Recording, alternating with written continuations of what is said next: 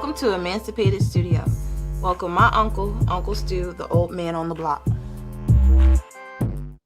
Salute, salute, salute, salute. I just want y'all to know that tonight, are we gonna do it up tonight? Yes, Uncle Stu had to pull out the, prescription shades because the brother we got on here tonight is going to light this platform on fire. He is so much to me, but we're going to just put a pause on it and you're going to know who we got chilling in the back. Let's first of all welcome my man Big Bat Bull is in the house. Wally is in the house. And my girl, wait, where'd she go? Did she go? Boy, y'all got this thing rolling. Vanita 16 in the house. The one and only Jackie Durham is in the house.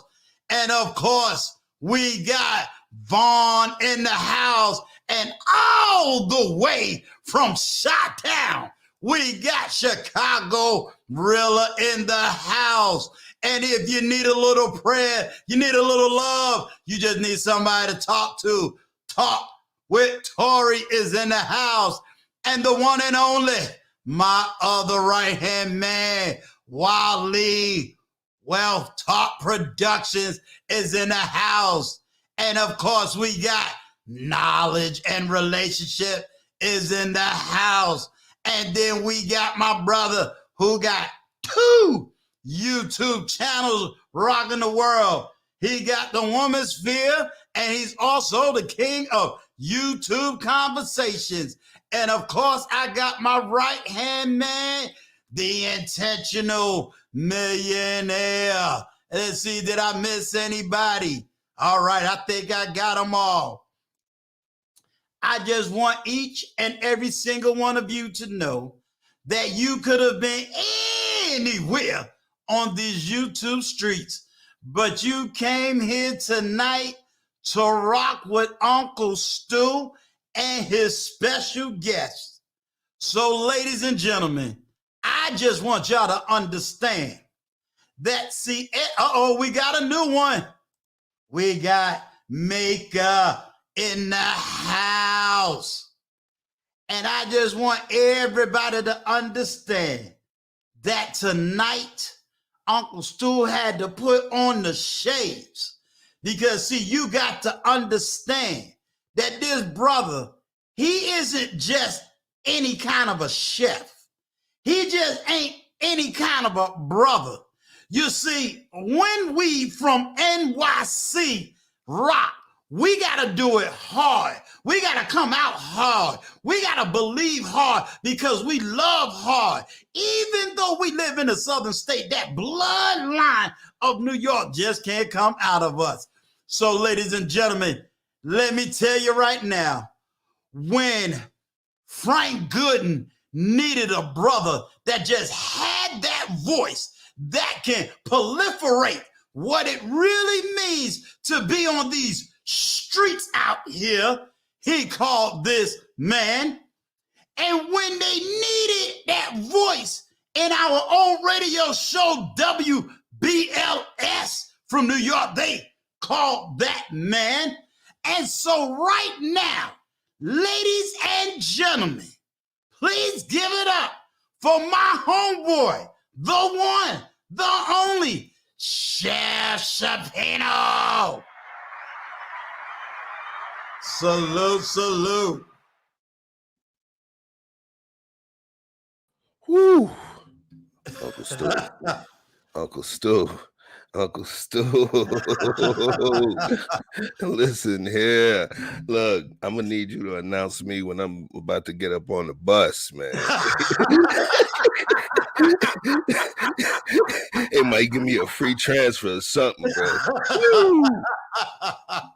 Look, we got, listen, let's put it like this. Since I've been doing YouTube, right? Yes, sir.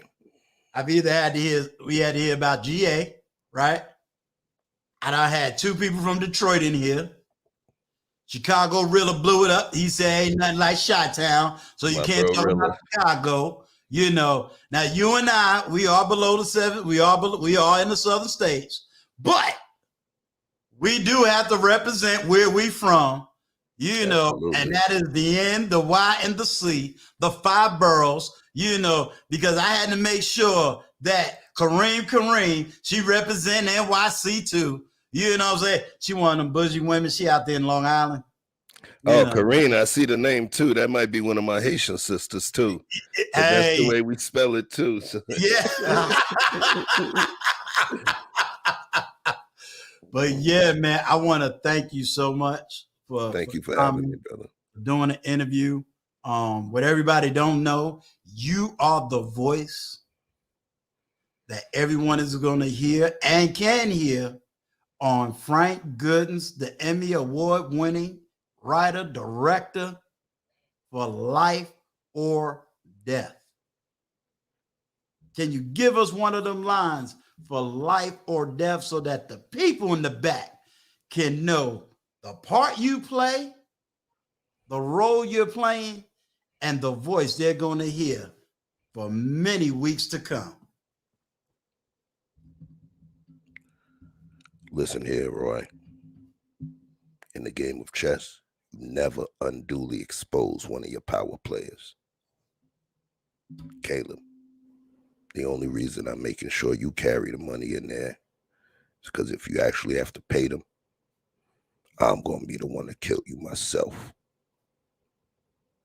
Oh, y'all better give it up. Y'all better give it up. Y'all better give it up in here. If you didn't know, now you know. Say that one more. Say that. They didn't hear you in the back. Will you let them know? Just tell them one more time. They didn't hear you. They didn't hear you. The only reason I'm making you carry the money, because if we have to actually pay these fools, I'm going to be the one to kill you myself. Say. Y'all better know those are the scripts from Life or Death. So give it up, give it up, give it up. Now we got some new people that came in. We got Adrian Nash in the house. Adrian. And of course, you got Sir Hell Speaks is in the house. Princess K is in the house. Welcome, welcome, welcome. Well, Chef, I'm going to just tell you it's going to be an honor, and it is an honor to be able to work with you, you know, to work with you in this collaboration and everything else. And I enjoy your spirit.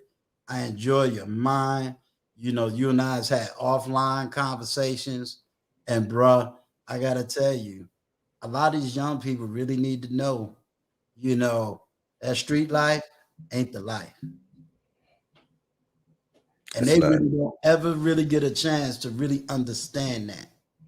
So if you don't mind, can you tell everybody a little bit about you growing up in New York before you moved? Without question. So I grew up in East Flatbush, Brooklyn. If anybody's from Brooklyn, I literally grew up on East 93rd Street between Church Avenue and Avenue A, which was literally the next block over was a block called Linden Boulevard. So where I grew up was literally the borderline of East Flatbush and Brownsville, okay, which is known as one of the worst hoods in the country. And it was rough. You know, I grew up with immigrant parents. My grandparents, you know, they actually emigrated from Haiti. My granddad was a Pentecostal reverend, you know, and he was also what would you call it? He was a minister that he would travel across the country, across the world, you know, as an evangelical, bringing the ministry of the Lord to Asia, to Korea, to China, you know, to all the different parts of Asia. Mm-hmm. And as he got later in life, he got sick. And when we emigrated there, the apartment building we were living in was owned by a Jewish rabbi, right? And it just so happened that his landlord, who was the Jewish rabbi, and my grandfather, which was the pastor, they literally became like best of friends living together. under the same roof of that building. And they Right. started building, and eventually his name was Abraham Fuchs, Fuchs. As he Okay. got sick, as he got sick, he got closer to my granddad. And basically, he wrote into his will when, he was getting ready to pass on. He pretty much gave a sweetheart deal to my grandfather, you know, in terms of getting that building. He passed that building on to him off of a very sweetheart deal. The only thing he asks is that his wife, Esther, that she would have a spot to stay until the Lord took her. Wow. And literally, that was one of the points of empowerment within my family. But we grew up in a tough spot, man. We grew up in a tough spot. My dad got stabbed. My uncle got jumped by a gang called the Tomahawks.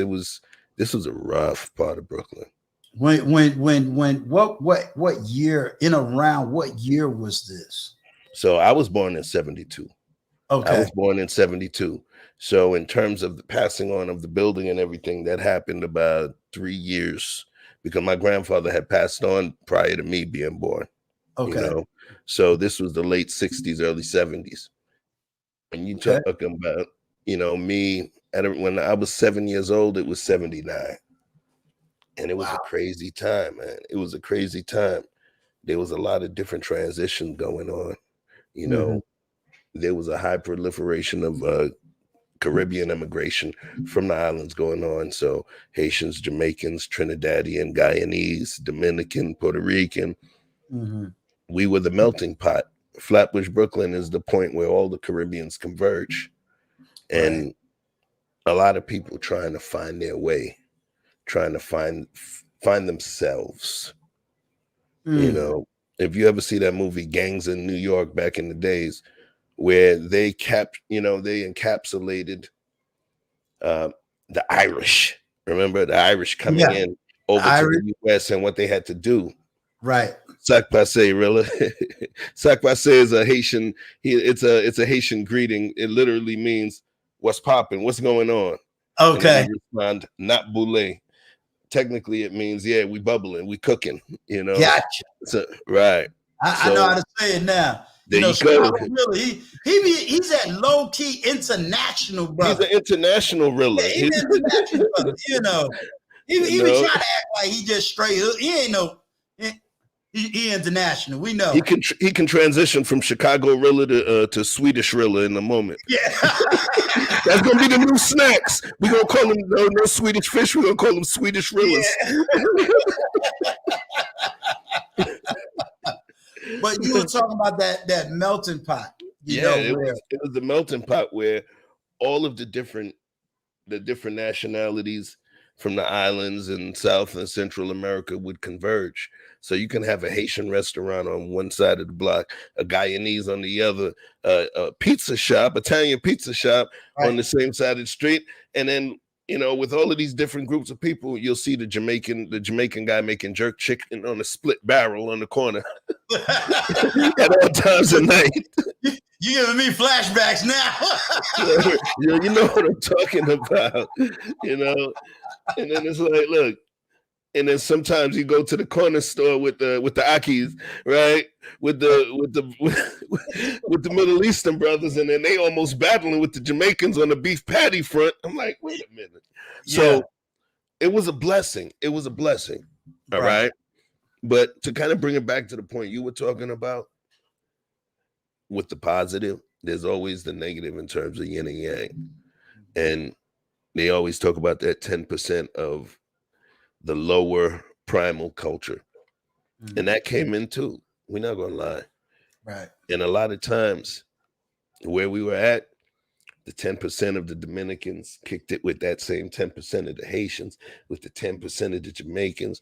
And so the underworld or power class started to take a major hold on the community itself. It really, really did. There was gangs. Right. There was gangs before the Reds and the Blues and the G's and the D's and, the Woos and the Chos and all of that. Right. It was a little different. But it was there.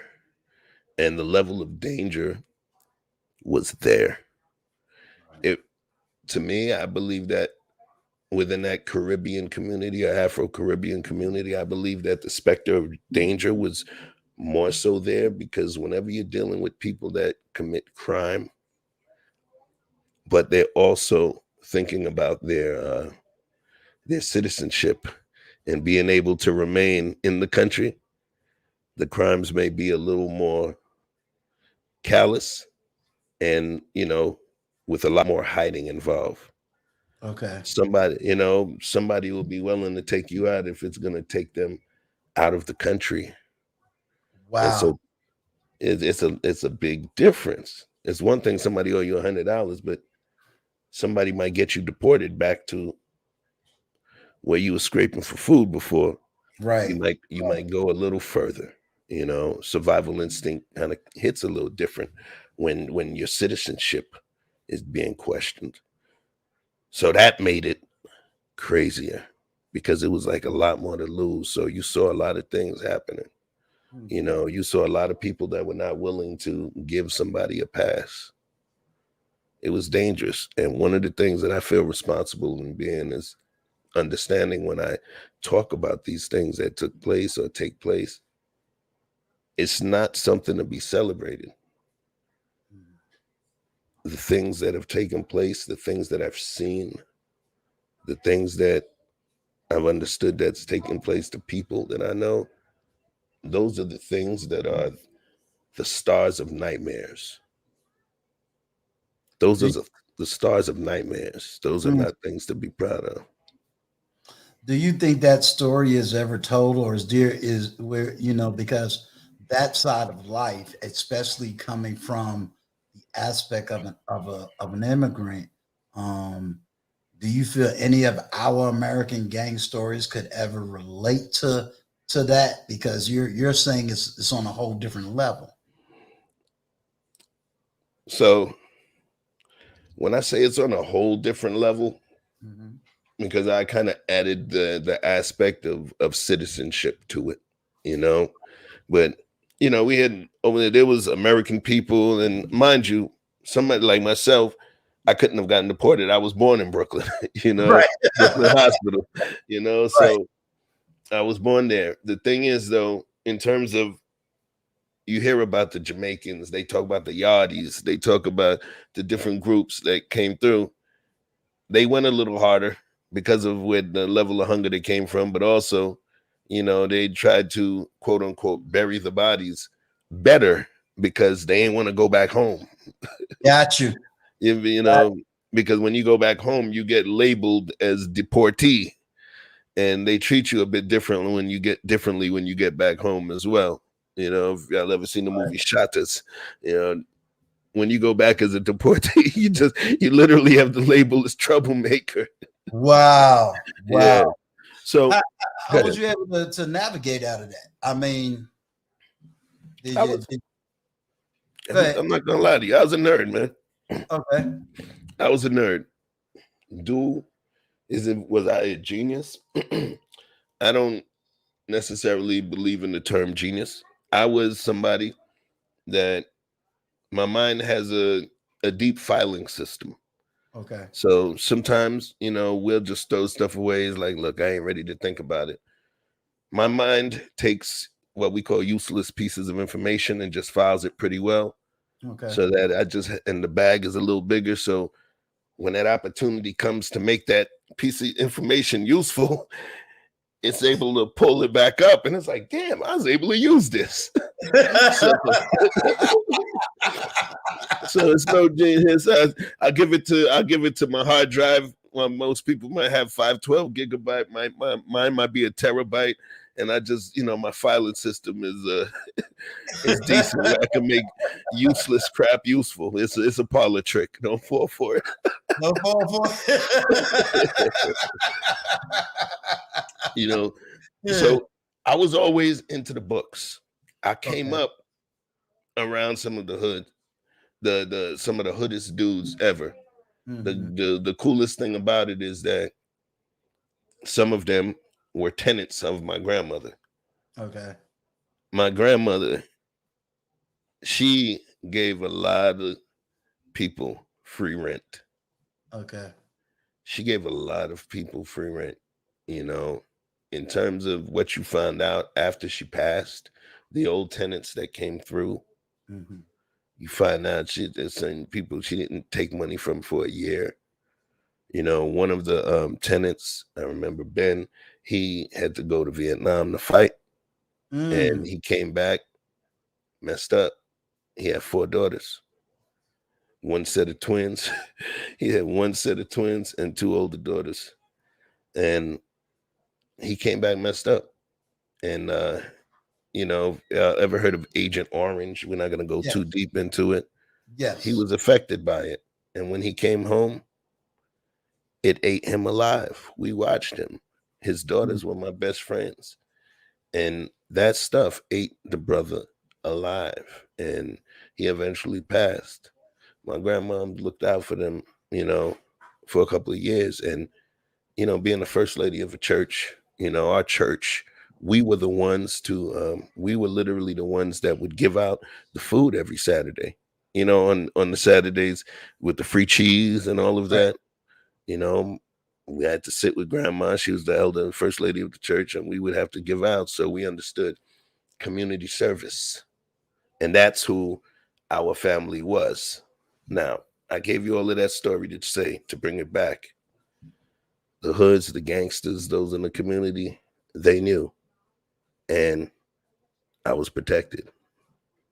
I was protected.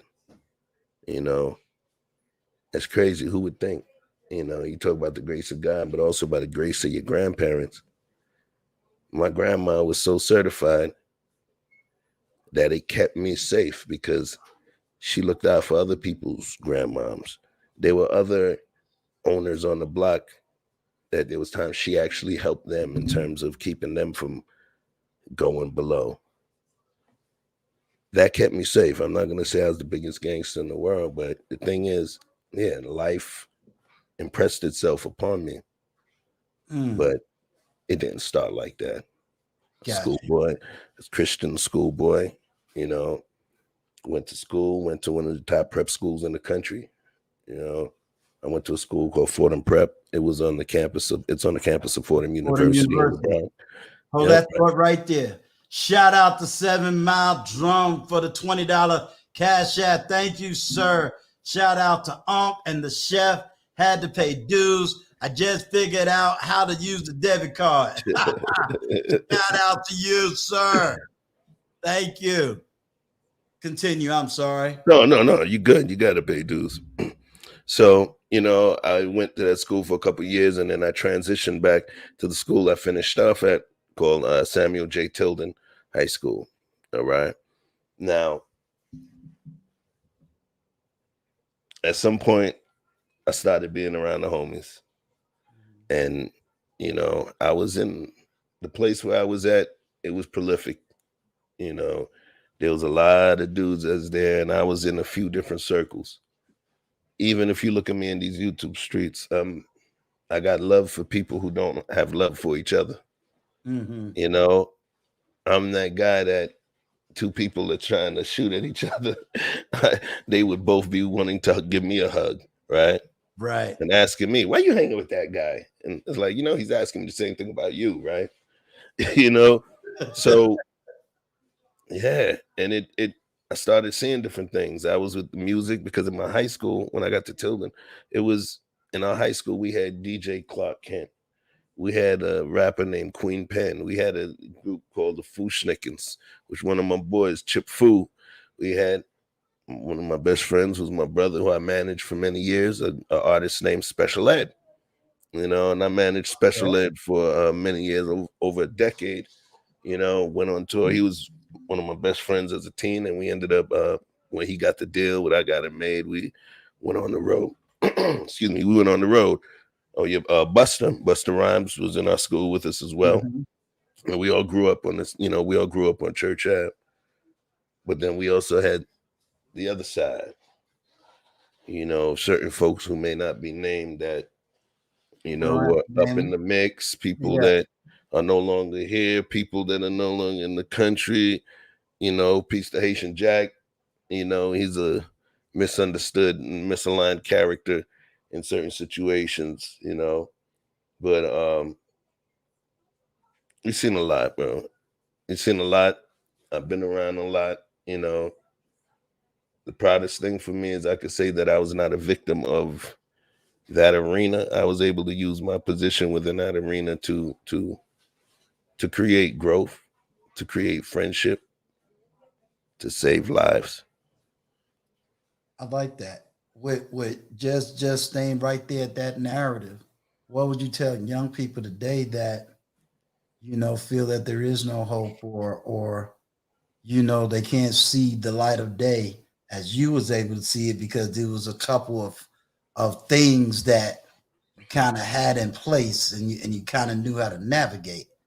What would you tell them today? Can they see those same lights? They can definitely see them. And I believe that this new generation is a lot, they're a bit more equipped in certain arenas than us. Okay. They're a little less emotional in terms of certain movements, and they're a bit more practical. That's why they've been able to take this new technology and create new wealth avenues and Mm, growth avenues that we weren't able to. So we right. have to still give them that same level of understanding and deference, right? Mm-hmm. So in terms of me giving them that understanding, we have to, as this generation, admit to our mistakes. Mm-hmm. We can't just walk in as though we're the ones that know it all, because they're not. If they're going to just look from a result oriented basis, they're going to be like, oh, look where you at. You over here with me talking about this. Mm-hmm. We have to be honest enough to admit the errors that we took, because once we're honest enough to admit the errors, Mm-hmm. we actually show that those errors are most important. We tell people in business, if you ain't failing, you ain't trying. Mm-hmm. If you ain't failing, you ain't trying. We Right. understand that failing creates a certain resonance with us where we remember it, because winning, you high. It's dopamine, it's adrenaline, it's all of those things. So it's harder to remember that Right. high, that pain, that ass whipping. Woo! That Right. sting. Right. You remember the sting. So empowering yourself by virtue of understanding your failures, Mm-hmm. that I believe is something that's important. And we have to tell, to bring it back to your point, in terms of what we're sharing with them, we have to understand and share with them the loss, the negative aspect. But when we talk from a conflict resolution standpoint, we have to somehow make them understand the power of each individual, including your adversaries, including your adversaries. The people that rub our shoulders, massage us, are not the ones that make us strong. Those are the ones that may help us recover from pain. They don't make us strong. What makes you strong in the gym? Taking the weights that you can't handle, that rip your muscles, that rip them, that damage your muscles. Okay. That's what creates the strength within you. So understanding those negative people and what they bring to your ecosystem, you may not realize you need them. I'm not going to say any names. Mm-hmm. I'm not going to say any names. If you win, you win. Somebody used my name in so many different ways after the fact, but I was still able to look back and say, you know what?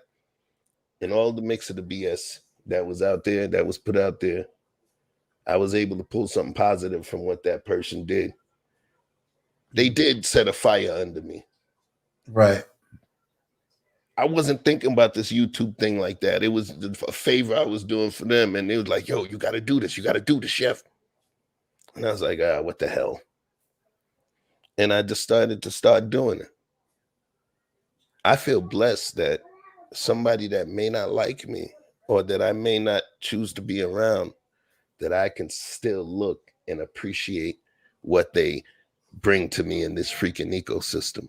That makes me feel like a winner. Well, you are a winner because you got to remember, what does fire do to gold? Makes it Mm-hmm. true. Yes, Okay. sir. How do you make coal? You press it. Pressure. How do you get oil? You got to dig deep. So all of those things, as they say, to all those that love the Lord, called according to his favor. Yes, No weapon that can ever be formed, fashioned, created around you, it cannot prosper. He didn't say it wouldn't happen. He just said it won't be successful. Yep. Sometimes he got to do, you remember, Moses had to go to Egypt to get the knowledge. Then he pulled Moses out of Egypt in order to do what? Free his people. Because they wouldn't understand what it means to run a government. They didn't understand what it means to have an army. They didn't understand what all that stuff means. So Moses had to get the knowledge. Now that he got the knowledge, he can go back and free his people. So you've been refined in the fire. And you still Definitely. coming out smelling like roses. You feel me? Definitely. So that's Yeah. how we gotta look at it. Yeah. I've been through ups, downs. I've been under, and what's coming in a few more months, I can't share it right now. Yo, got me doing cartwheels. Hey, look. Oh, I did that. I knew. Hold up. I knew somebody was going to show up. But see, when I give him this pot of money, every time he show up, every minute he stays in my chat, he's like the lawyer. He's taking my money. But let me give it up for my brother, XDFC. XDFC, what it do? I ain't see you in a minute, fam. What's good? And when he come up on a panel live, that's gonna cost me big time. Right. Because he big like that. That's funny. He talked about I got it made, special ed Flatbush. So if y'all on YouTube, I don't know if y'all familiar with the show Unsung. A couple years back, they had a unsung video episode of special ed. I was actually starring in that episode as well. That was a pretty interesting situation, But man, we still early in the game, huh? We still early. We still early because guess what? Your name is Chef Shapino. Okay, is that a street name or are you a real chef? No, I'm a chef. And Choupino, for the record, Choupino is the name that was a nickname that I inherited from my dad. That was a nickname that my grandmother had given us, Choupino. So Choupino is not my real name. Choupino is the nickname from my grandma. And then, of course, chef, I'm chef. So that's how you got Chef Choupino. You follow? Did you go to school? Did you study while you was just doing restaurant work? How did you become a chef? So my grandma, rest in peace, when I was about 7 years old, she showed me how to make steak and eggs. And from there, I just started trying to cook and figuring things out, but I was still young. And then after she passed, a couple of years later, I started really getting passionate about it, and I started making eggs. They let me use the stove now. I was 9 years old. I was 9.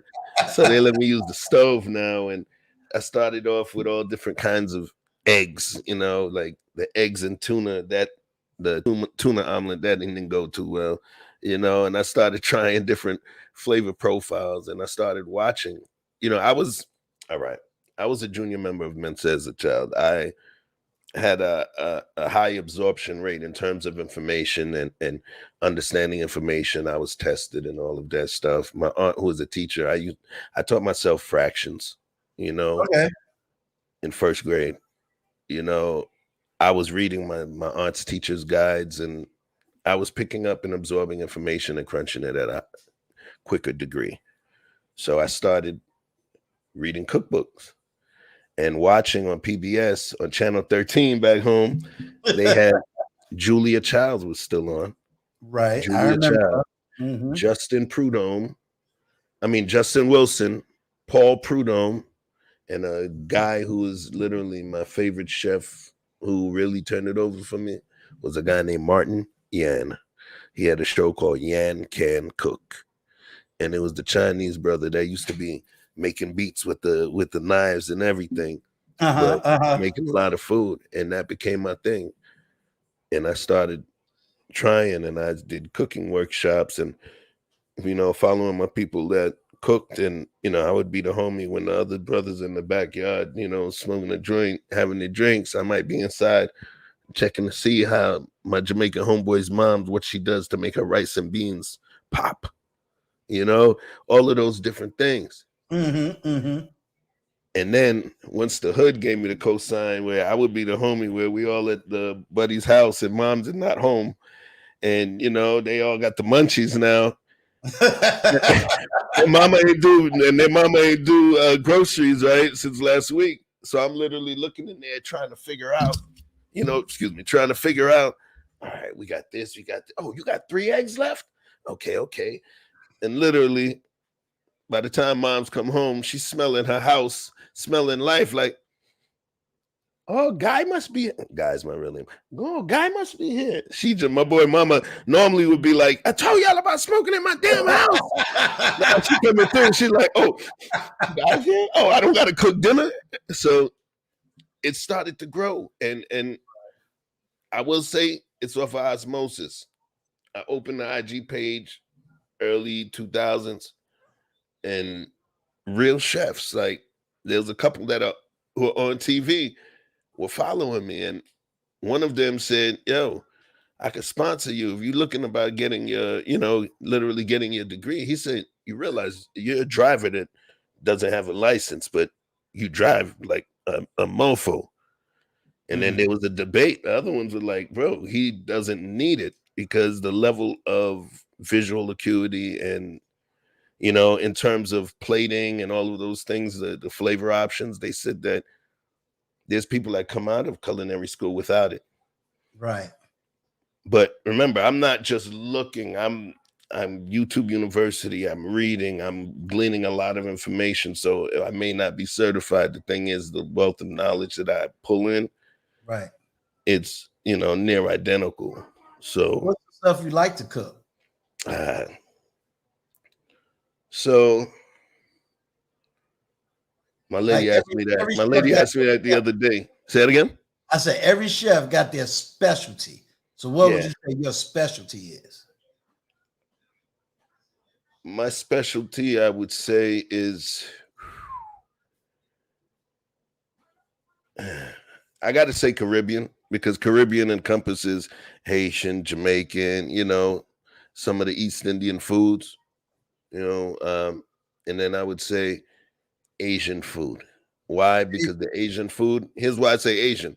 Okay. Asian encompasses so many. Within Asian, you have curries, you have sushi, you have, Hong Kong style, Cantonese, Szechuan. And so it's literally such a wide array of flavors, cooking styles, even the South Pacific cooking, like Filipino dishes. So I would probably say Asian, and then because I'm an islander, the Caribbean cooking. But I cook all. I cook Italian dishes, French. Well, Chef, somebody, my girl over the top said you ain't mentioned no lobsters, so. Oh yeah. So yeah, lobster. That's one thing. All of those different things have lobster in it. So trust me, lobster. I do Asian lobster, Cantonese style. You see it on my page. And see, Chicago Real trying to tell everybody's age. You know why? I don't think half the people in my chat know the movie Juice. So funny story about Juice, Rilla? Yeah. Good story. So in the movie Juice, you couldn't see us, and I'll explain. My best friend, the person that my daughter calls Uncle Eddie, when they were making Juice, he got offered a role in Juice. If you remember, Special Ed was in Juice. Mm-hmm. And it was actually the scene where they were all coming out of the building, and then Raheem, who was Khalil Kane's character, he looked to the right and they said, hey, ain't that your baby mother? And she was standing next to a red car talking to this guy. That red car was that was the first inaugural model of the Volkswagen Passat. That was the first year it had come out, right? That was Special Ed's car. That was Special Ed talking to her. They tried to give him this Jeep with pink fuzzy dice in it to use for that scene. And if anybody knows Ed, and he's a Jamaican dude, he don't play with that. He was like, nah. So they used this car. Some of us a couple of us were actually sitting in the back seat of the car during that scene, hoping that no smoke came out the window.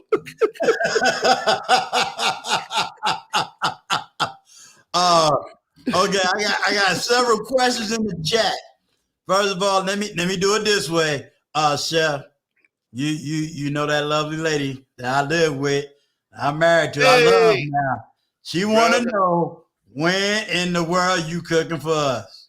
Listen, look, you let me know what's up. You know, I might have to do a special food tour to pop into my favorite YouTubers and let them know this thing is real. And let them know this thing is real. It's a passion that I have. You know what I'm saying? And I get paid for the cooking thing, but for the record, I don't just do the chef thing and the YouTube thing. I'm actually a corporate executive for a top 6 global corporation, right? Who shall remain nameless. Awesome. Let me just give you a clap on that one. That's awesome. So, you know, a brother works, you know, a brother works hard. So yes, I would love to live on the YouTube thing. The only thing is that, you know, you got to match what that them guys are doing right now. Understandable. You know? Right. Understandable. So, you know, you're the other actor, Vaughn. My brother. Question is, Chef, do you plan on doing any live streams showing your cooking style? Without question. Right now, what's going on is I'm actually in the process of moving and revamping the kitchen situation. But without question, what I want to do is actually have a show where I have a multi-camera setup and we have our live. And instead of me just sitting here in the chair next to paintings and stuff, I'll actually be whipping something up while we're talking, you know. And there's another show that is literally, you know, on my purview. And what it is called Breaking Bread with Chef. It's a conflict resolution. It's actually a conflict resolution based show where I want to have people that, you know, I want to be that neutral party. If you ever watch The Wire, I prefer to be Prop Joe. I prefer to be the peacemaker. And if we have 2 people that are 2 opposing parties, we meet somewhere and we sit down and they sit on opposite ends of the table. And I feed both of them. And if anything, they'll agree with is if the food is good or bad. So at least, look, we got agreement. Right. Well, I put it like this, Chef. What I'm willing to do, if you want to take some personal questions, you know, I'll definitely drop the link and see who want to come up and maybe ask you any personal questions. Yes, cool? absolutely, man. I'm here. I want y'all to, you know, ask me questions. You got it. Welcome to the Emancipated Studio, where you are welcome to engage with guests and the panel. Please stay on topic and be respectful to our guests and panel. Be sure to have your camera on while in the back of the studio so that you may be verified by Uncle Stu, and then you may turn your camera off while participating on the panel. You have given up all rights to any footage and clips which can be used by Uncle Stu and his staff. Now please hit the link again and welcome to Uncle Stu's Emancipated Studio. Listen here. Listen here, y'all. Uncle Stu got white lady robots in there at his beck and call. He stole, what is it, the Stepford Wives? I'm looking around. Where did my lady come from? Look, I'm trying to be like you. You know, you see, I had to put on the glasses. You know, I'm like, nah, I gotta step up a program. You know, I'm trying to find a balance. Right there. I'm trying to find a balance between this freaking lighting. You know what I mean? Right. So I'm not sitting there squinting all the time. But man, yeah, I like that. I like that. But nah, man, I really appreciate, you know, what you have shared. And if anybody, if you don't want to come up, but you got a question, put a Q in the chat. Put a Q in the chat. And over the top, tell you, but I'm trying to get her on my show too. You know what I'm saying? But she out there, you know, she like XDMC. You gotta go through layers to get to her, you know. She got all them assistants and security guards, and you know, you just don't roll up on them, you know, you just don't roll up on people. But she give you 3 minutes, she give you 3 minutes conversation, you left with 9 minutes of information, because that's a sharp sister right there, yo. Yes. Like, yes. I am honored to be around some great people, you know, on and off of YouTube. You know, I try to surround myself with people that are trying to do the right thing, trying to make a positive, you know, influence. And it can be sometimes hard. It can be sometimes a struggle, you know, to get it done. But I know if I don't get it done, you know, I know that this brother will definitely be trying to find me, you know. So I don't need no Chicago realtor trying to find me. My brother will blow up my page, you know. He'd be like, "Yo, what you doing on? Don't do that. Don't do that. Don't do that." And then Prince K, oh nah, you just don't do that with Prince K around. She ain't playing that. Yeah, Princess K, she's there. She's certified. Yeah. Oh, I see you in surf and turf. Yeah, though. Then Vaughn, he'll just make a call, be like, what are we doing? What are we doing? You with know, that smooth voice. You think Sam Cooke is calling you? exactly. And see, my boy Wally, he'll get on his laptop and he'll be like, at this particular time, you did this. See, so they don't let me slip. They do not let me slip at all. They don't let me slip at all. But you know what? That's love. Yeah, I gotta ask you a question. You know, even though I'm on the side of the table, I gotta kind of flip the mic a little bit. In terms of you, you know, I never asked you your age, right? I never asked you your age, but we may be in the, I believe we're in the same, literally within the same realm, you know. Maybe, okay. Mm-hmm. Only 5 years difference. Right. All right. So for you, I want you to tell me about, what was it about our community that we came from? Because you were 5 years my OG. What was it that within our community that came from, that made you who you are today in terms of your level of understanding? I was blessed that you know, right now my mother and father still living, and I grew up in the Upper West Side of Manhattan. So I kind of rice in that. yeah. I kind of grew up with I grew up in wealth, so I understood it, but I also understood living, you know, the projects. I understood, you know, various things. I was definitely the student of 125th Street, and I was definitely a student of 135th Street, Schomburg Research Center. So by the age of 16, you know, I was sitting up there going to the same mosque that Malcolm X used to pray at. And, you know, I was blessed at a young age to meet, you know, Muhammad Ali before he passed away, and Kareem Abdul-Jabbar, and, you know, many of the men that actually walked and talked with, you know, Malcolm Shabazz. So I was blessed in the fact that I was surrounded by people who kind of elevated the game of education and social consciousness for me.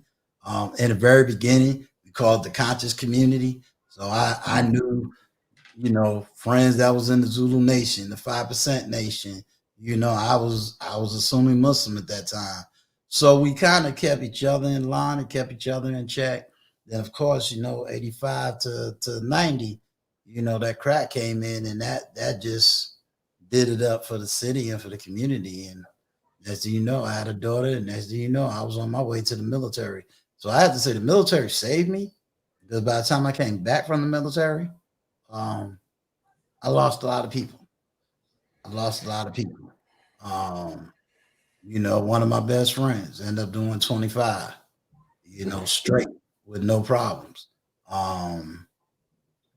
Then I had to survive my own mental health issues coming out of the military and Persian Gulf War and, stuff like that. So at the end of the day, I'm always going to say it's by the grace of God, that I made it through. Um, a lot of trials, a lot of tribulations, but I just never gave up. I even wanted to give up at the age of 50, but now where I'm at, I can't give up. So I would say that my fight was greater than than me not wanting to fight. So there's a whole lot of, a whole deck of cards of how I made it through the struggle and how I made it through life and how I got here. Sometimes I look back and say, I don't even know how the heck I made it to where I made it, but I made it. I definitely didn't do it alone. Sorry. Yeah, no, definitely didn't do it alone. You ever think that sometimes it's not about what the truth actually is? It's about people's ability to absorb the truth and what they hear. Because we can all look at the same things, man. And we all know it. There's always been that movie that we might have seen 2, 3 times. And then there's one person who we might think is simple as hell says, "Oh, you didn't catch such and such." And then you go look again and you say, "Whoa, whoa, mind blown." Mhm. I believe that our generation, we have not used enough metaphorical Q-tips on our next generation because they're not hearing us. They're not hearing us. They're not listening and seeing some of the same things that we've seen. It is critical for us. It is critical for us as parents to allow them to see things, but try to make sure they really understand it so that they don't figure it out when they get to our age. They were talking about COINTELPRO, counterintelligence program, and all of that stuff, talking about they were feeding the hood all kind of, you know, illicit stuff to pacify us. They were talking about it in the late 60s, early 70s. It happened. It took place again. It took place again with Iran-Contra affair. All right. Mhm.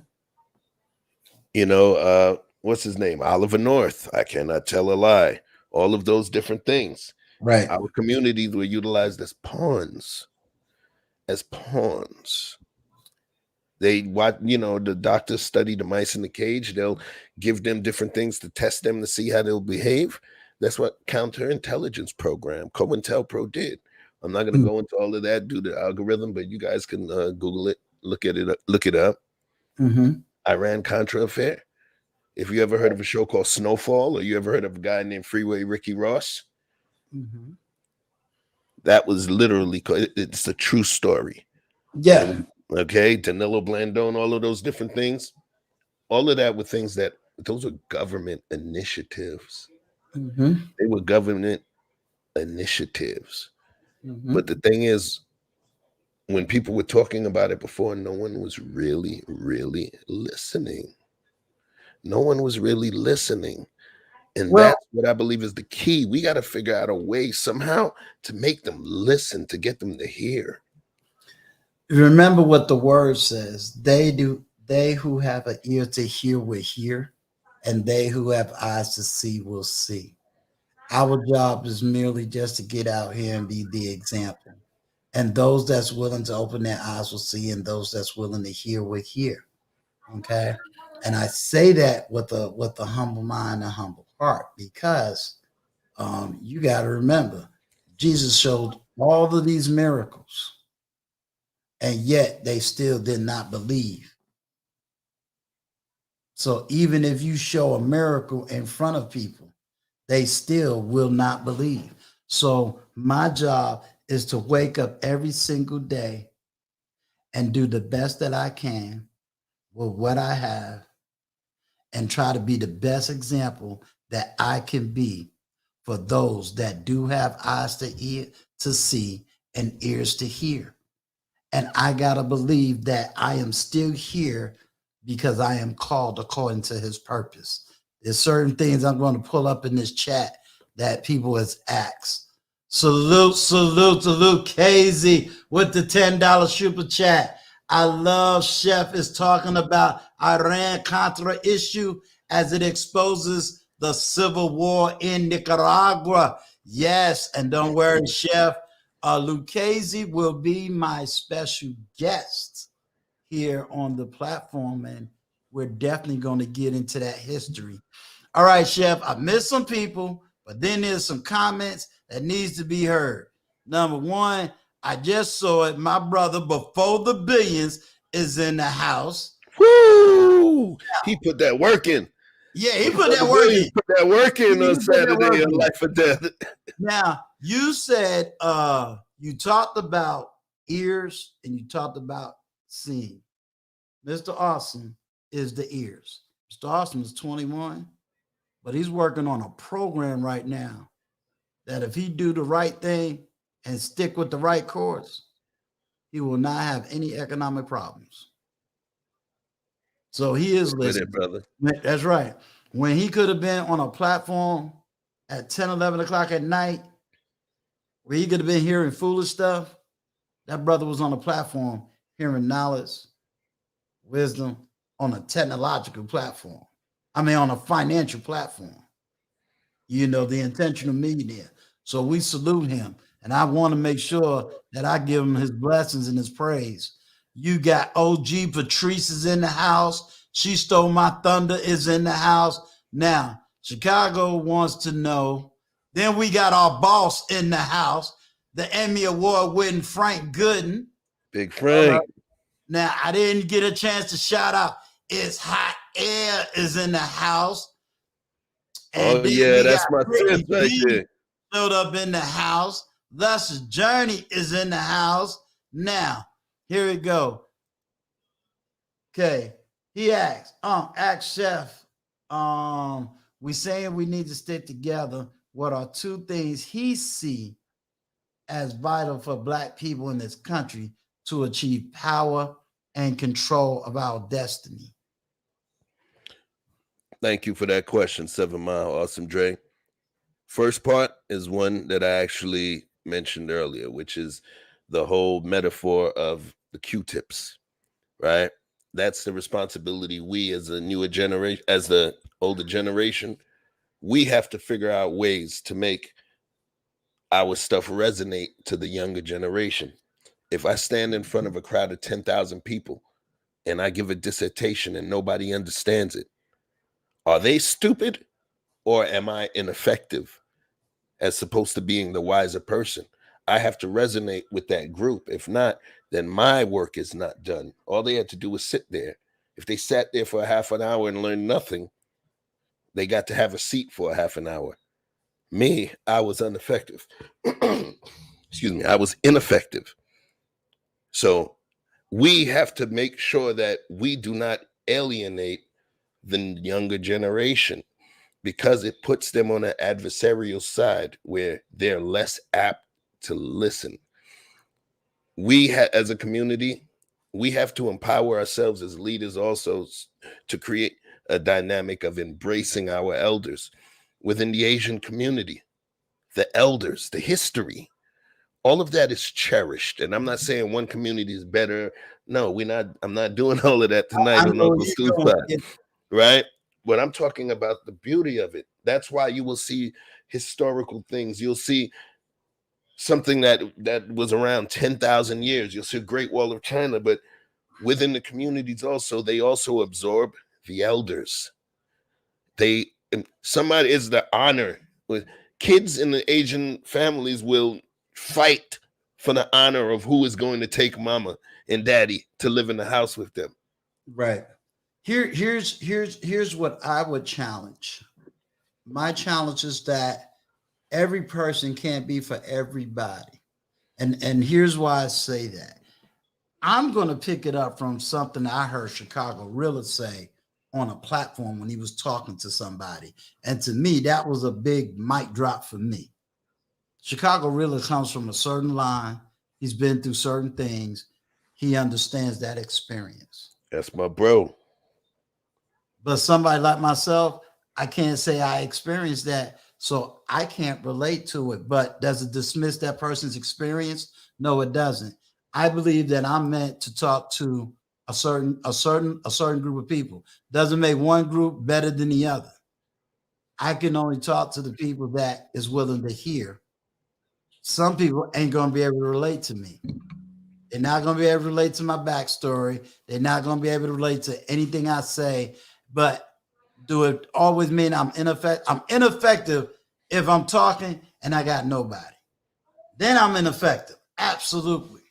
But I like to believe that the fact that I have this many people in the chat, the fact that every time I do drop a video, I got a certain amount of people watching the video, I know I'm resonating with somebody. I may not know all the names because I always say, I don't see you as a number. I see you as a person. And sometimes I get those emails where someone will say, hey, you touched me, or you said this, or you said that. Sometimes I may not get a chance to see all the seeds that's been dropped and what flowers and trees has grown from it. So I just try to stay on my knees and keep it going straight. Hey, Vaughn, hold on 1 second. Let me get a couple of these questions out of the chat. Okay, Chicago Rilla say, who are my top 5 MCs from the golden era of hip hop? I'm going to let you know, Chicago, you're about to get me in trouble. But I'm going to give you my 5, but I may have to slip in a 6 because I do want to go to sleep tonight. So here go my 5. This is mine. I'm going to say, I have to say, golden era is definitely going to be Kumo D. It's definitely going to be, yeah, I can't even put, what's his name in that? Kumo D. Lord, now his name just slipped my mind. Just that quick.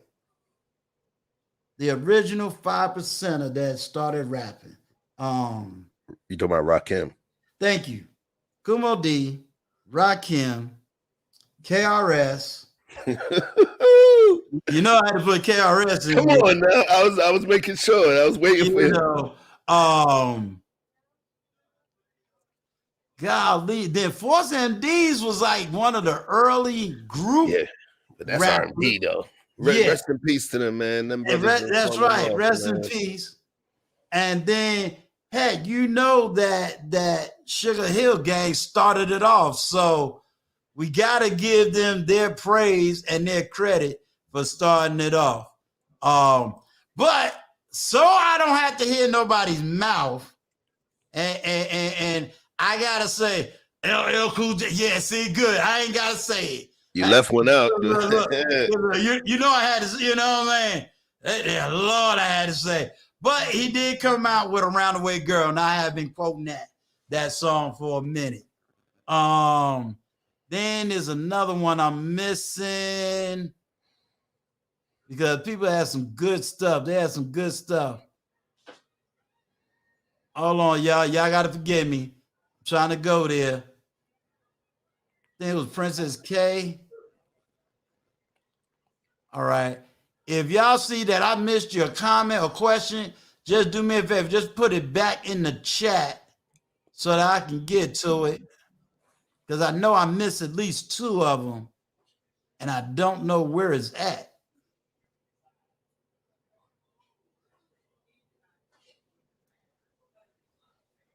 Hey, your response for that one says, Princess K says they cherish their elders and learn from them, honor their ancestors, etc. Correct. I think I you know, like I said, no female MCs. Gee, hold up. You right. I'm sorry. My bad. If I don't give Queen Latifah, MC Light, their due credit, then yeah, you absolutely right. Queen Latifah, you know, she was the one that sang Unity, and MC Light. That Special definitely. shout out to my homie, the big sister, the OG to all of them, which is Roxanne Shante. Right. Peace Hey, and love, Rock. that's right. Oh, so y'all really about to make me go back now. Tech, KRS-One, yes. Chicago really done turned. But see, New York is always on. I'm gonna probably get shut down for this. We always gonna be the king of hip hop. They can have all that other stuff. We started it off. So that's the credit we gonna take. We're gonna take that one. Let's talk music, man. Let's yes, talk sir. music, huh? So all right, Mr. Vaughn. Mr. Vaughn, go on, give him that voice, Mr. Vaughn. Go on, give him that voice, Mr. Vaughn. Wow. I don't even know. Can you hear me? Am I muted? No, you're good. You're smooth as hell right now. Come on. Okay, cool. Man, listen. Chef Shapino, my guy. My brother, what's going on? You're a good man, man. You're a good man. And, I've been on your platform a few times, late in the midnight hour. Because you guys used to run really late, but now you're a little bit earlier, so I can kind of hang with you. But I appreciate you. But yeah, man, I remember one time I was looking at I was watching the platform and I was so amazed and shocked because the conversation had shifted all the way and you guys were basically on scripture. And I was like, well, how far are they going to go with this? And I mean, it was the biggest part of the stream. And I was just like, wow, I had no idea that you were so versed, in scripture like that, man. I was so impressed by that, and encouraged as well, and I'm just glad to see the progress that you're having on the Frank Gooden project that we're both a part of. And Uncle Stu, I can't wait to hear your part, man. I know you're going to cut it up. Did you send it off? Mine's being recorded tomorrow, and it's going out to Frank Gooden. Yeah, mine's being recorded tomorrow. It's going out to Frank Gooden tomorrow afternoon, and then he's going to look at it. And if there's any corrections, I can make the corrections. But yeah, my part is being done tomorrow. Oh wow! Okay, so I can't wait to hear that, man. I know we're gonna. I can't give y'all the theme because technically I am not due for another 3 weeks. But look, I gotta. Okay, Chef, answer this while I pull up Frank Gooden's message. What is Chef Shapino's the greatest achievement in your life?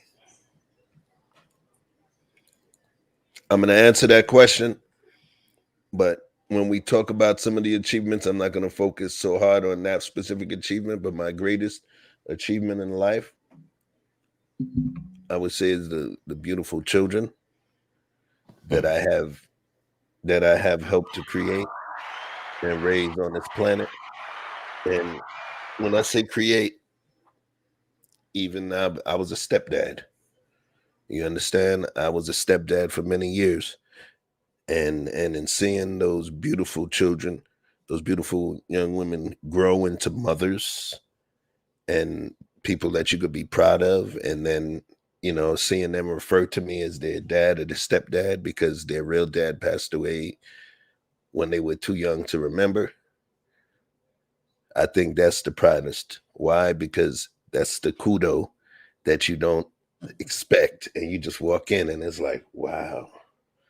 I get off the phone with one of them and it's, I was with a woman that had 3 children. She was a widow. And, she ended up becoming the mother of my son.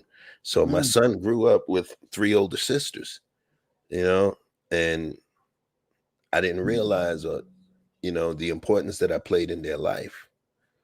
And after the fact, where one of them who's a mom, and then her daughter introduced me to her friend as, yeah, that's my granddad. And I was like, whoa. But the thing is, because it's not like, whoa, chill out now. I ain't ready for that. No, It was a sign of honor. Right.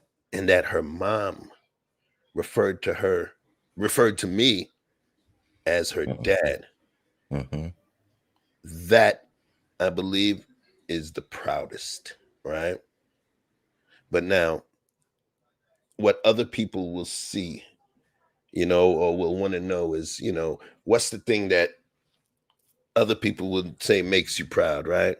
So Mhm. I was on tour with Special Ed. We was all friends. We were on the road for a minute. We were on tour with Tribe Called Quest, LL Cool J, Kumu D, Public Enemy, we Fresh Fest tour.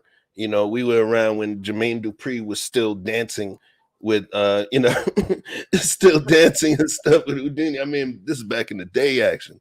Right. And at some point, came off a tour. I ended up graduating 6 months late, because of tour. I ended up recognizing that there was LL. You had these artists that everybody was clamoring for. The women were throwing drawers on the stage for. But when we all backstage and we're out and about, it was these dudes in the suit, the label guys, that those artists were all kowtowing to.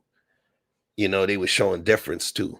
And I was like, wow. And this label rep would pull out that silver Amex and literally pay, you know what I mean? Pay for 200 people eating, including the rich rappers. Right. And I was like, I want to see what those dudes are. So I ended up doing a internship at Epic Records, right? And I was getting credit and getting a little paid in the summertime. But remember, I wasn't just a regular intern. I was an intern that had spent the last couple of years on the road. So I knew all of their rappers. I knew all of their artists. So when artists would pop up and I'm supposed to be making copies and bringing coffee, they like, yo, Pup, that was my nickname. Right. What you doing here? So I ended up with the person who was my boss at the time, a lady named Vivian Scott. I helped to get an artist named Shaba Ranks signed to the label when I was 18 years old.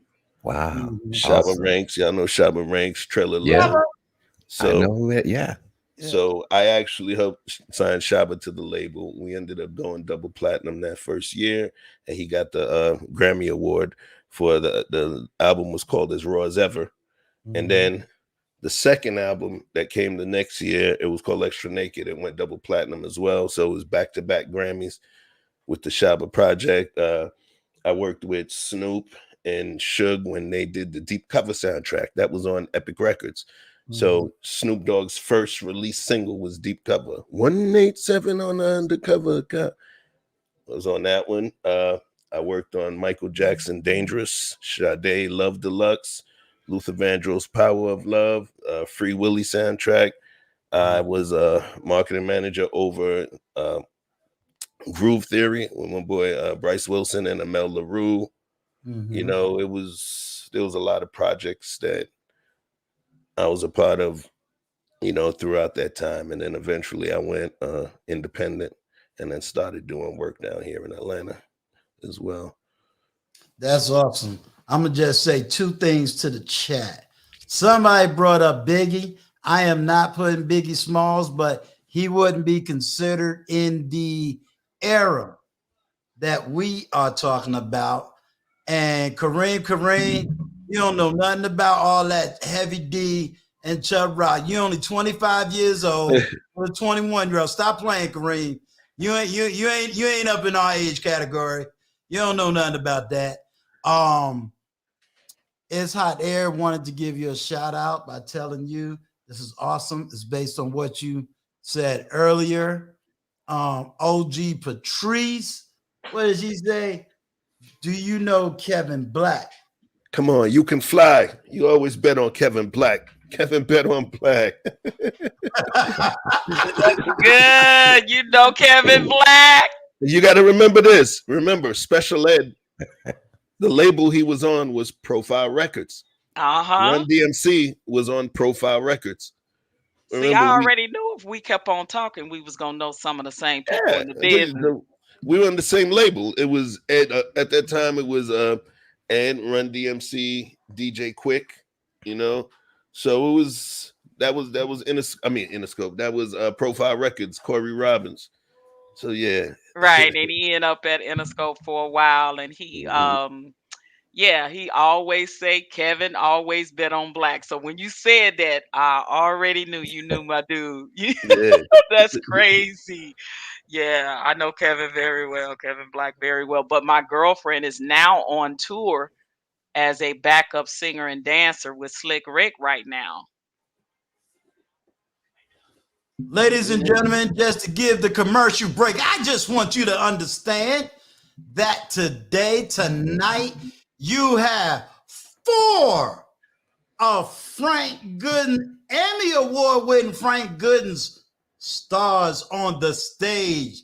We got OG Patrice Vaughn and the one and only Chef. And yes, I do play a small part in that movie. Come on now, Pastor. You represent the Lord, so that's a big part now. That's a big Now you part. play Yeah. a big part, Uncle Blue. Well, I got a question for Chef real quick. But Yes, sir. let me give a shout out. Okay, go right ahead. 7 Mile Awesome Drum. Thank you for the $10 super sticker, sir. Okay, it's all on you, Mr. Vaughn. Oh yeah.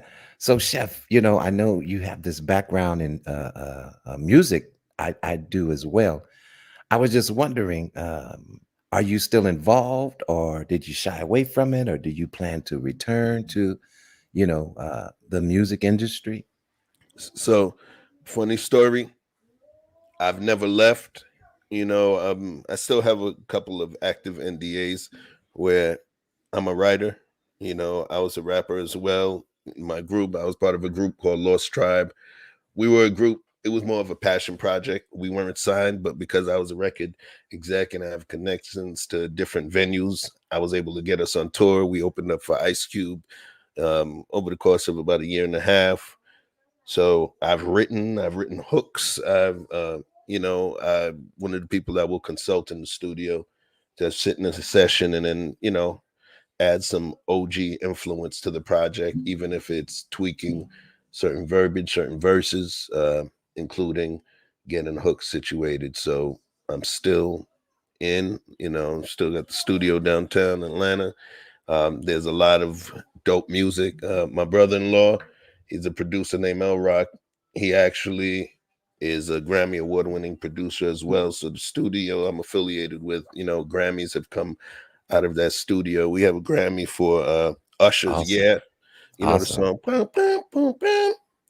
The That what one? kind of Yeah. got me Lil to Atlanta? John. What kind Lil of got me John to song. Atlanta, honestly, was the Usher Confession Project. That Okay. was the most pivotal thing. So in my studio, if you ever heard the song B.I.B.I. and Get Low, to the window, to the Oh wall, yeah. Oh, Hmm. all of that came from my studios, the kitchen studio. And as long as we said a man, discography that's later, awesome, but man. I it's met Lil John in Vegas actually because he used to always every time he come he would do Hakkasan and I worked at Hakkasan's at the time. Hakkasan is the spot. Right. So but you got to know my two favorite boos since you from NYC. You know I worked with Al B. Sure and Teddy Riley. I know you know them now, right? So listen, one of my You one of we my gotta illest, talk. We gotta talk. you talking about, we go Al Brown. Let me tell you, I've been around in the mix, like, because I had started off dancing too back in the days. I was getting where I fit in. So I was around from back in the days, back when Diddy was still dancing and Kim Porter was still at Andre Harrell's label, Andre Harrell's secretary. So Mhm. I was cool with Al. And he's an interesting dude, bro. Bro, OG. Yeah. Yeah.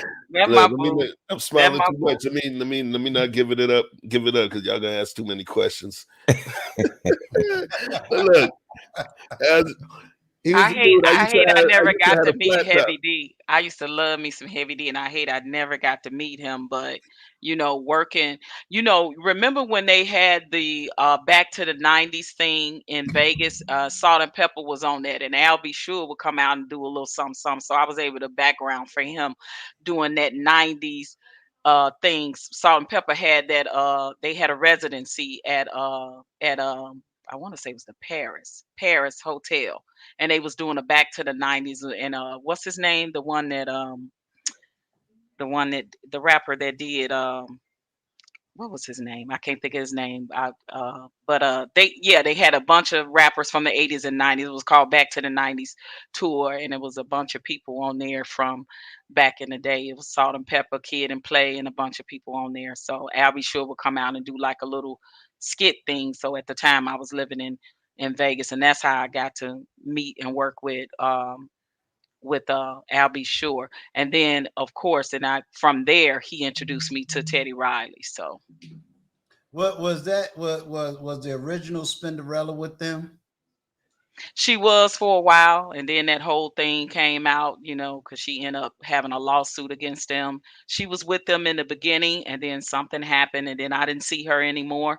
But actually, she's now married to my homeboy. He's a comedian from Chicago. Mm. Cinderella is. So yeah, I, See, I, people I don't haven't met know. Spin, but I know her husband. He a comedian from Chicago. Spinderella was the only one that can take on Grandmaster Flash. She was good. Yeah, she was no joke. She was no I joke. liked her and Grandmaster and D Nice. They would and Scott Larock. I mean, remember Scott Larock, Chef? Rest Yeah. in peace. Yes, a senior, not junior, not yeah, but senior. Yes, rest in peace for sure. Yeah, for But folks that don't know, Scott Larock he was the person that created Boogie Down Productions, and Mhm. he was a producer, and he was putting in a lot of work for a lot of different people before he lost his life, and he lost his life in defense of somebody. yeah, ain't that If y'all crazy? understand, he Yeah. was defending the youngest person in the group, which was D Nice. Yep. Peace Yep. to D. He was defending D. He was the youngest person, and Scott was that guy. And all he was doing, he lost his life not being a fool, not doing anything, but defending a young brother that he was affiliated with. And, you know, it's a blessing to Yeah. see what came through from that hurt. But I know there was a lot more creativity and a lot more people that he was working with that it would have had a major impact on hip hop still to Absolutely. this day. Absolutely. Now, and Chef, did you ever meet because my girlfriend, the one that I'm talking about, is on tour with Slick Rick right now. Her name is Tari Teray, and she's a two-time Grammy winner. She won a Grammy for working with Kanye West and John Legend. And her husband is a Grammy winning poet. His name is Jay Ivy. Are you familiar with them? Tari Teray and Jay Ivy? J. Ivy, yes. Okay, poet. Yep, Grammy winning poet. He worked with Jay. He worked with so many rappers doing the poetry, like in between they stuff. And Tari, she co-wrote and background sing for both Kanye and John Legend on their album. So when they won a Grammy, of course she won a Grammy. So she's a two-time Grammy winner. She's on tour now with Slick Rick. That's a question right there. You see the question, Chef? Yes. Oh, I see it. Chef, since you've been in the world of the industry on the side of being a hip hop artist, to your opinion, is it best to go and handle business solo in your own path or being a part of a label? Great, great question. Yeah, that's a That good is a question. great question. That's a Excellent, very good Wally. question. And I feel a high degree of responsibility to answer it the right way. All right. It may be longer than you want, but it's important that we touch the angles of it. For one, is it best to go and handle your business solo? It all depends. I, I quite honestly believe that it depends. There's Kanye, there's other artists that are out there. Part of it is about understanding, not about how you feel about the music that you're creating, but being able to pay attention to how it resonates among other people. I could feel that I'm making the dopest lobster bisque in the world. But if the 30 people that taste it don't feel that way, then it's not the dopest lobster bisque in the world. Especially if it's only 30. I can't even get 30 people to agree that it is, then it's not. So it's about understanding the impact of what you're doing, but also understanding that everybody's medicine is not going to be your medicine. You have to understand the scale and scalability of the music that you're creating. You listen to a song, you can tell if this is going to be a dope track, if it's going to be a dope album cut, and y'all know this is going to be an anthem. This is going to be a hit. Understanding what that is and what you have to know what product you bring into the market, pretty much. You got to know if you come in with that garbage or if you come in with that blue magic. But if you feel that it's that blue magic and you feel other folks believe it's that blue magic, and you have that financial wherewithal to handle promotion, to handle your networking, handle all of those specific things that you need to get your music forward, then yes, it would be more financially lucrative for you to do it on your own, because you're going to be the one taking care of yourself. Mm-hmm. Now, that's one piece. Yes, of course. You want to be your own supplier. You want to be the middleman, the plug, and all of that. And, I get it. But let's talk reality and resources. Exactly. If you lack reality, if you lack resources, you can have the greatest thing in the world, but what's the point about that diamond that's still stuck 10 miles below the ground around coal? It ain't shining for nobody. It's not. So at some point, you have to think about what your craft is, the benefit that it will have out there, and how you're going to go. But sometimes, if you don't have resources, you need that label. Why? Because they have distribution, marketing, promotions. They have independent marketing and local promotions managers in all of the major markets across the country. They have radio stations in their pocket. They have retail record stores ready to place their products at front. That stuff makes a difference. Yes, they will own your proverbial ass to recoup. But the thing is, it's about what's important to you. Is it for me to get rich? Is it for me to get my artwork out there so these people know how I feel? Is it that I can change the world? Those are the questions that's going to be the most important. And those are going to be the things that determine if you want to go jump to a label and become a megastar or be considered a starving artist. But it's about how you feel about the message you're bringing out and what's the most important to you. So in certain situations, there's people that have gotten proverbially screwed by a record label. But guess what? They may not have made it. We may have never heard of them if they weren't with that label. So if y'all ever watch that Butterfly Effect movie, sometimes those tweaks in history actually can have negative impacts as well when we go play with the history. Some of the artists that got screwed, it was necessary for us to learn. It was necessary for us to learn. So I can't give you which is better, this or that, because is the question what's more lucrative? Then that's a little different. But in terms of better, I don't know. What's better for somebody with type 1 diabetes versus what's better for somebody with type 2, right? One is insulin, one is sugar. It all depends on what's going on with what they have and what they're doing and the impact. We know that the original artists of Sugar Hill Gang has never been given the full weight and credit, because all of their names as well as their songs was basically legally hijacked. Even that's the name. And they can't Big Bang even, Hank. right. They can't even go on tour as the original. Someone else goes on there for them. So yeah, absolutely. But if it wasn't for them, we would never know that hip hop can be put on vinyl and made.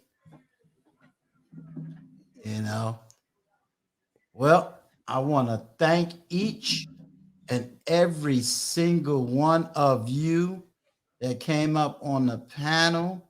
We definitely want to continue to give Frank Gooden the Emmy Award winning, and he got his gold.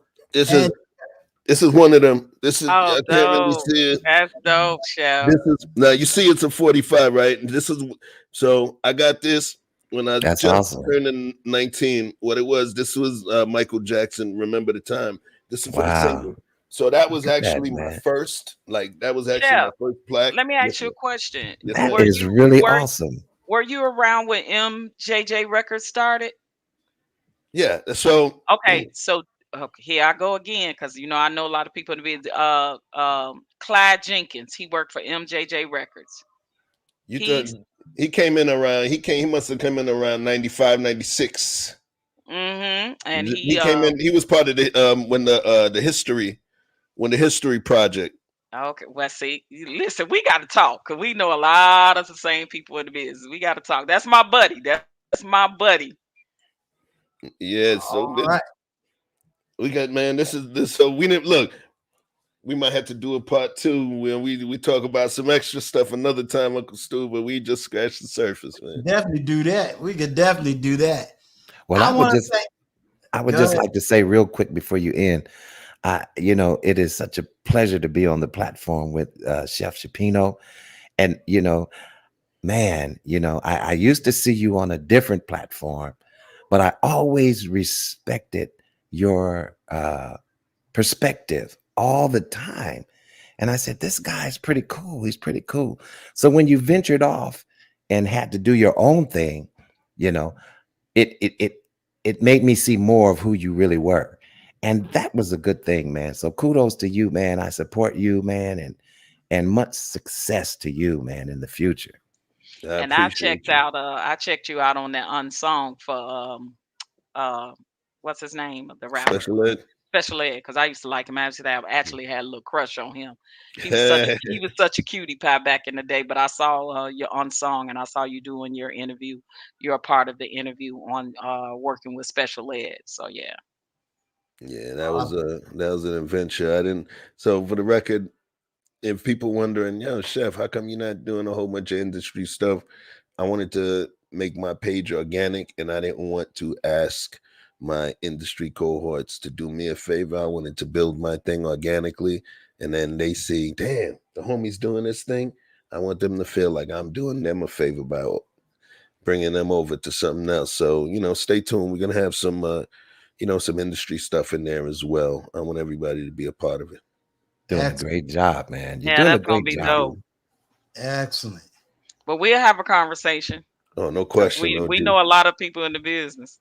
And I would be remiss if I didn't say, OG Patrice. I And got listen, love for you, man. Come on. thank I you. got I love. appreciate you too, Vaughn and Uncle Stu. I'm so excited to be working with all of you all on this panel with the project we doing with Frank.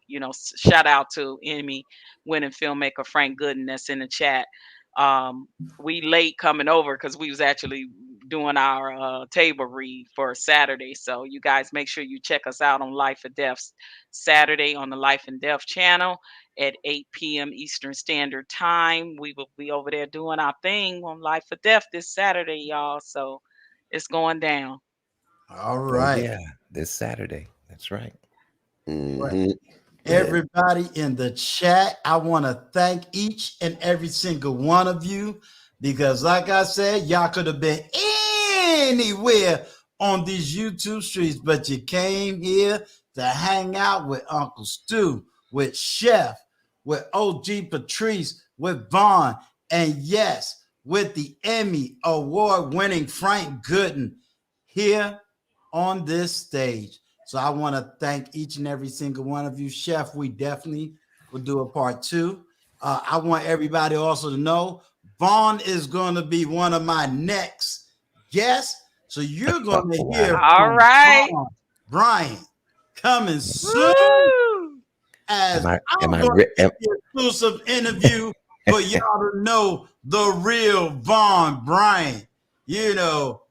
So y'all Yes, got to sir. know. I usually could just get straight to Vaughn, but now I got to go up some levels. Oh, wow. He No. got security. Come on, He man. got red carpet. Yes, security. I was in retirement. I had to come out of retirement for Frank Gooden. Then I became OG Patrice's agent. Boy, they just got me working all over the place now. I tell you. You are hilarious, man. I just want y'all to know I love you, and I really appreciate y'all coming and rocking with me tonight. And definitely, Chef, we will be back. Thank you, because 7 Mile, they 7 Mile hit a crazy question. That's a whole nother episode. Oh Chef, can you yeah. it says, Chef, can you speak to this industry beef versus real street beef and difference in your opinion? So I knew Tupac and Biggie. I'll leave it at that. You know Yeah, I'd what? love to hear those stories. I'd love to hear You know those. what? We definitely got to have a conversation. I never met Biggie, but I met Pac because my girlfriend Jewels, and I know you know Jewels. She was with Death Row Records, and I was in the studio a couple of times. Well, right when Jewel, yeah, yeah, Jewel, yeah. she was So yeah, bad. Woo. yeah. She still is. But you know what, Chef? Though, what is your thoughts on now that that Snoop got Death Row Records now? Where you think you think they're gonna So revamp it up, and what do you think's gonna happen with that? I feel like, given the grandest scheme of things, yes. Because I don't know if folks understand who owned it before him for a short amount of time. Freaking Hasbro. The company What? that owned, yes, the company Hasbro that owns GI Joe and all of that, they actually purchased the company that they weren't trying to purchase Death Row. They were actually trying to purchase the company that happened to purchase Death Row. They got Death Row on a cheap deal, and they purchased that company. So Death Row was owned by Hasbro, the GI Joe company, for a minute. So the fact that it came back into the hands of someone that was birthed from that regime, it's a beautiful story. Right. It's a beautiful story. It feels as though it's back in our hands, and there's an opportunity for the label to have a resurgence, and for Snoop to do it the right way. Yeah, and I You hope he know, bring back a lot of them that wasn't able to, whose career should have really catapult, like Jewel. She had her one album, and even my boy, my homeboy, Danny Boy. Do you know him? come on now. Listen, okay, listen. We got to have a conversation. I just talked to Danny Boy the other day, so The we, guy who yeah, was my boss, his name was Hank Caldwell. He actually used to be with Solar Records. When after the first time that Suge had gotten locked up, this was after Pac, got shot, and somebody needed to run the label. His name was Henry Caldwell or Hank Caldwell, Big Man Hank, and he was the person that was running the label for a minute. There's a lot going on there. There was a lot of talent that got swept under the rug. There yeah, was a lot of good yep. music that people never Put on the heard. back burner. Yep, Yeah, but that's a whole yep, show within itself. yeah. Look, Chef, me and you could do a show together on that, like, cause we know so many people in the business just having this conversation, like, cause I would love to do that, you know. I'm a vessel, sis. Just holler. Let's figure something out. All right, we can make it work. All right, y'all. This is Uncle Stu, the old man on the block. Once again, appreciate y'all for coming by. And I will be making a video to make sure I got a decent ending, as opposed to using the one that I do have. Y'all check out the video I dropped yesterday and be on the lookout for a video I'm be dropping in the next tomorrow and then another day. So it's going to be about 2 videos dropping back to back. All right. I love y'all. This is the end. Salute, salute. Peace. Peace. Love is love.